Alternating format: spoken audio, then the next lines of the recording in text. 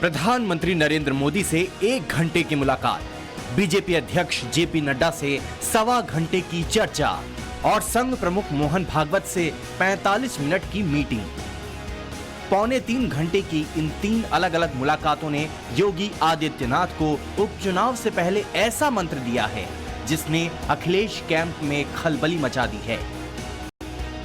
अब तक समाजवादी पार्टी में योगी के हिंदुत्व की चर्चा हो रही थी, फिर योगी को दिल्ली से मिले सिग्नल को डिकोड किए जाने लगा। अखिलेश अपनी रणनीति को अमल में लाते कि चुनाव की बदली तारीखों ने उनका कैलकुलेशन बिगाड़ दिया। सपाइयों को समझ नहीं आ रहा कि फ्रंट फुट पर खेल रहे योगी आदित्यनाथ का मुकाबला कैसे किया जाए। समाजवादी पार्टी उत्तर प्रदेश में भी और कहीं ना कहीं महाराष्ट्र में भी अच्छे सीट निकालने की आज स्टेज में है, तो कहीं ना कहीं मैं समझती हूँ कि मतलब कि कैलकुलेशन के तहत आज ये जो डेट्स हैं ये बदली गई हैं। उपचुनाव में सभी 9 सीटें मुझे विश्वास है भारतीय जनता पार्टी जीतेगी। 2 सीटों में थोड़ी सी लड़ाई दिखाई दे रही है, लेकिन हमें विश्वास है कि हमारी जो राजनीतिक दृष्टि से तैयारियां हैं और उसके आधार पर हम सभी 9 सीटें जीत ले तो कोई आश्चर्य नहीं। ये तारीखें इस बात के लिए बढ़ा रहे हैं, डर रहे हैं, क्योंकि उनके पास इंटेलिजेंस की तमाम एजेंसीज हैं, बीजेपी के लोगों के पास, सरकारें हैं उनके पास सीधी रिपोर्ट्स है कि सारी सीटों पर समाजवादी बड़े वोटों से जीत रहे हैं। तो हो सकता है कुछ तिकड़म करने की नीयत से 1 हफ्ते का समय और लिए हो।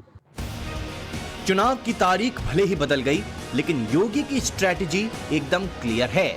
माना जा रहा है कि 13 की जगह 20 नवंबर को उपचुनाव होने से बीजेपी को फायदा मिल सकता है। बीजेपी ने योगी आदित्यनाथ की सभी 9 सीटों पर रैलियों का प्लान बनाया था। इसके लिए एक सीट पर उन्हें एक बार पहुंचना था, लेकिन अब 7 दिन का वक्त ज्यादा मिल गया है। कयास लगाए जा रहे हैं कि योगी इसे अपने हिसाब से यूटिलाइज करेंगे। उनकी रैलियों का चार्ट से फिर से तैयार किया जाएगा। वोटरों से योगी का डायरेक्ट संवाद कराया जाएगा। पहली तरह की रणनीति है बूथ मैनेजमेंट की, जिसमें आरएसएस की ग्राउंड स्टडी योगी को फायदा पहुंचा सकती है। दूसरी रणनीति है वोटर्स को विकास और संवाद के जरिए अपने पाले में लाने की, जिसमें सबसे ज्यादा फोकस हिंदुओं पर किया जाएगा। तीसरी तरह की रणनीति है 69,000 शिक्षक भर्ती का रिजल्ट जारी करने की, जिस पर योगी की पीएम मोदी से चर्चा हुई। और चौथी तरह की रणनीति है युवाओं को बीजेपी से जोड़ने की।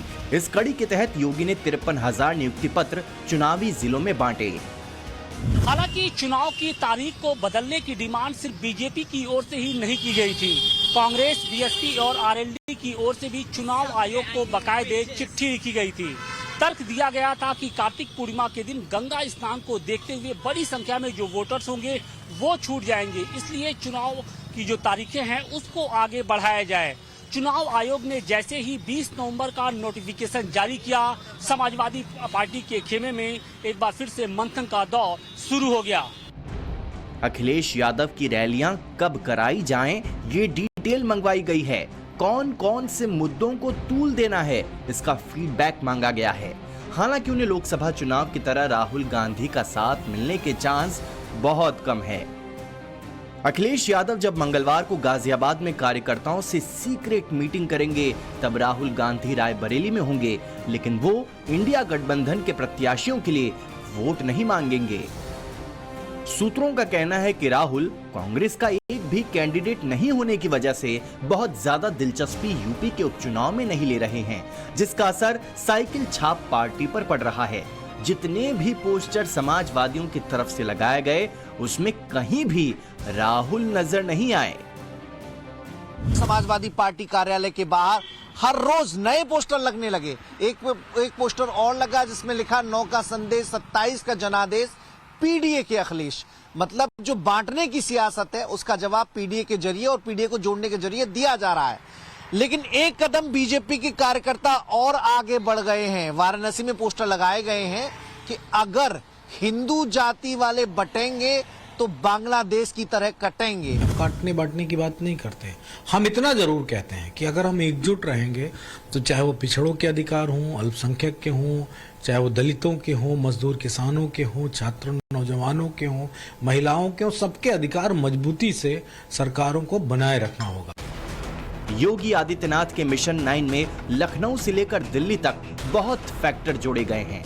इनमें एक फैक्टर अखिलेश यादव की पीडीए वाली रणनीति को उन्हीं के जरिए डीरेल करना भी है। जिस कुंदर की सीट पर मुस्लिम वोटर 50% से ज्यादा हैं, वहां बीजेपी अल्पसंख्यक मोर्चा को एक्टिव किया गया है।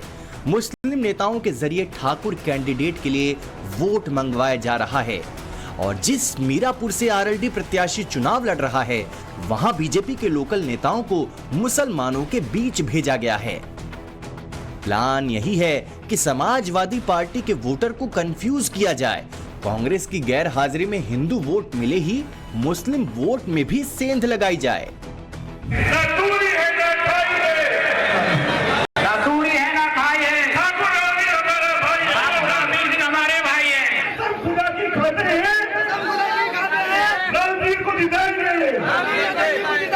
हाथ खड़े करो मुल्ला जी, सबसे लंबी दाढ़ी वालों, इनकी वीडियो बनाओ। ये सब वोट देंगे भी या दिलवाएंगे भी, कसम आपको खुदा की। यदि नर का निशान ना लगाया तो देखो नाराज हो जाएगा ऊपर वाले, भली महिला का श्राप चढ़ जाएगा तुम पर। यूपी उपचुनाव जब 20 नवंबर को होंगे तो उसी दिन महाराष्ट्र में वोटिंग होगी। झारखंड में भी दूसरे चरण का मतदान 20 नवंबर को होगा। यही है अखिलेश यादव के टेंशन की सबसे बड़ी वजह। तीनों ही राज्यों में समाजवादी पार्टी के कैंडिडेट चुनावी मैदान में हैं और तीनों ही जगह कांग्रेस के साथ लोकसभा इलेक्शन वाला गठबंधन नहीं। ऐसे में अखिलेश का फोकस कहां सबसे ज्यादा होगा?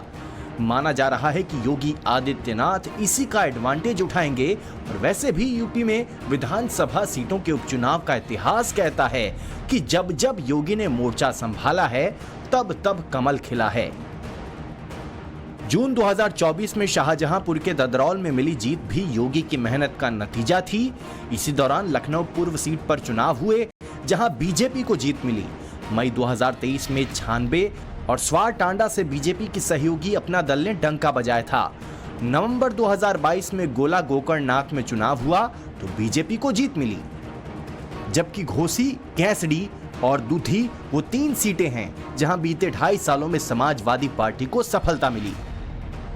यानी योगी का दूसरे कार्यकाल में उपचुनाव को लेकर स्ट्राइक रेट अखिलेश यादव से बेहतर रहा है।